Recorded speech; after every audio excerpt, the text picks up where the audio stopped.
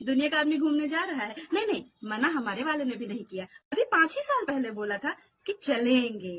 अब देखो, छुट्टी के हाथ बात है, इस महीने तो छुट्टी ही नहीं है। इसके बाद घर गृहस्थी में सब सेटल होना चाहिए, बच्चों के एग्जाम नहीं होने चाहिए, हमारा आपस में बोलचाल होना चाहिए। नहीं, क्या फायदा इतना पैसा फूक के गए, जैसे घर में गाल फुलाक बैठे वैसे वहाँ गाल फुलाक बैठे, तैसे अपने घर में ही बैठे रहो, रुपया पैसा तो भी बचेगा। सबसे बड़ी बात, कहाँ जाइएगा?